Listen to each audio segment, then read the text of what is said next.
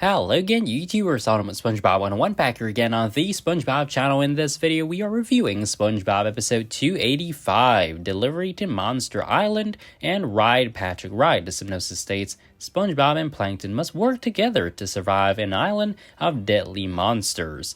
Also, SpongeBob teaches Patrick how to ride a bike. Let's dive right in. First up, we've got Delivery to Monster Island, and the episode starts off at the Krusty Krab, where Patrick once again can't figure out what he wants to order, just like the good old days. And Plankton is executing his plan to infiltrate the restaurant and steal a patty.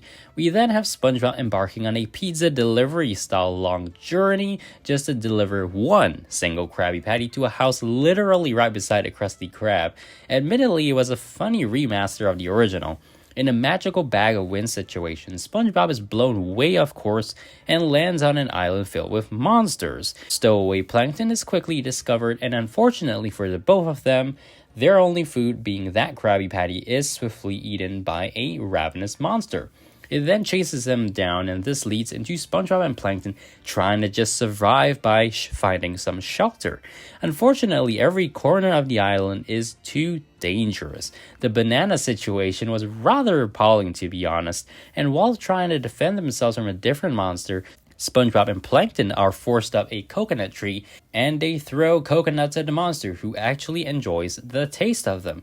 With that, a brilliant entrepreneurial idea is born. SpongeBob and Plankton jointly open the Coco-Hut, serving up patties made out of, well, coconuts, of course. They even got a squid to be cashier. Eventually, both of them, while on break, agree that they really want to return to their old lives and hatch an escape plan. To their dismay, the monsters keep a watchful eye over the two of them, and Plankton then resorts to a childish distraction before he activates a raft out of the hut and sails away with SpongeBob from the island. However, just when they think all's well, the island begins to move towards them. So did it get inspiration from Avatar: The Last Airbender or something? Turns out the island is the shell of a giant sea turtle, and it chases them all the way back to Goo Lagoon, stomping on Bobass's butt in the process. It's then revealed that SpongeBob and Plankton have been missing for 6 years. Well, they don't really look like they've aged a day.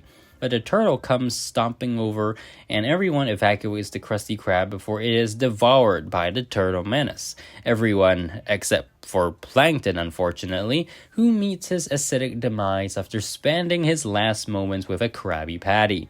What a plot filled with adventure.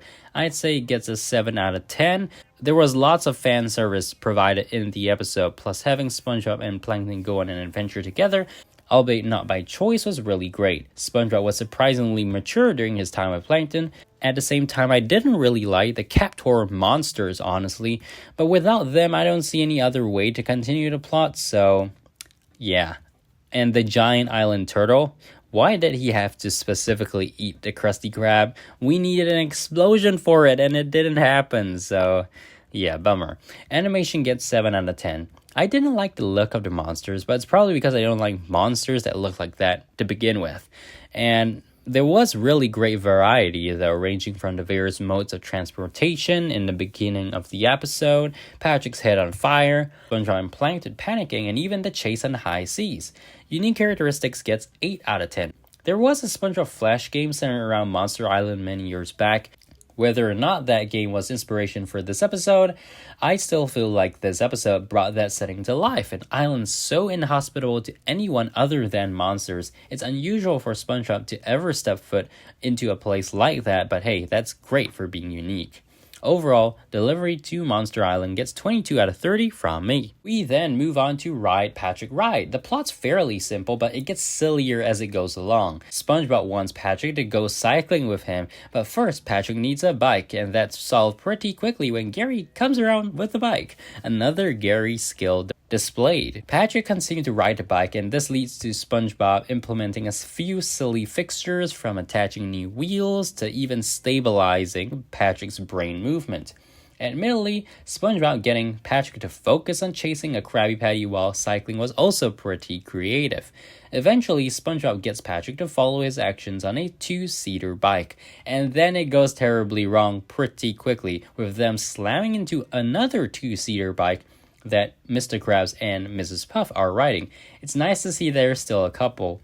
It gets weirder though, because they then slam into Squidward, and then the octopus mom and her kids. They are making an effort to bring back more past incidentals, which is great, but the resulting mishmash of bikes then crash into an appropriately positioned wall in the middle of jellyfish fields. Like, what? Really? There was an explosion, but still, like, what? I did like the self-reflection SpongeBob vaguely experienced and exposed when he was sharing with Mrs. Puff that Patrick seems to be unteachable in relation to cycling. SpongeBob's solution, though, is to erase memories in Patrick's mind to make space so that he can learn how to ride the bike. What could possibly go wrong? We do get a cameo of Patrick Star Show family here too, again an effort to link the various series. Patrick eventually gets it and then rolls backwards down Dead Man's Hill. He panics and the next part gets wild. What we actually see is what lies in Patrick's imagination. He successfully gets to the bottom of the hill named Alive Man's Flat, which is quite appropriate actually, and then proceeds to save a kid from a burning building, win an equestrian race, stop bank robbers, and gets presented the key and locked to the city. That was pretty funny, but that was so random. Of course, reality hits, and it turns out Patrick somehow got mashed together with the bike and it becomes a pseudo-bike. It reminds me of Bunny becoming a race car in the Patterfly effect. The episode ends with SpongeBob riding Patrick into the sunset and blowing up, of course. You can't really end off the episode without a bang, can you? The plot gets 7 out of 10. This was a nice SpongeBob and Patrick buddy episode with SpongeBob trying to help a fairly mindless Patrick out.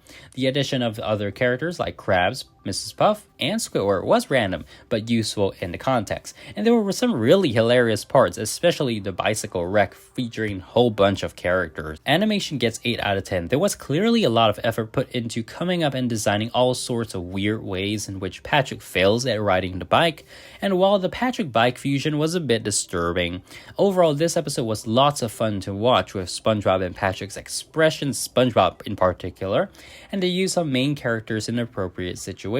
I also really like seeing Patrick's rock come up again for some reason. Unique characteristics gets 8 out of 10. It's been quite a while since we had a SpongeBob and Patrick buddy episode like this one, and it was pretty nicely executed. We've also never seen SpongeBob and Patrick treat cycling as a consistently fun activity they partake in, so having that shakeup was nice instead of just having jellyfishing or fooling around like morons once again. Overall, Ride Patrick Ride gets 23 out of 30 from me.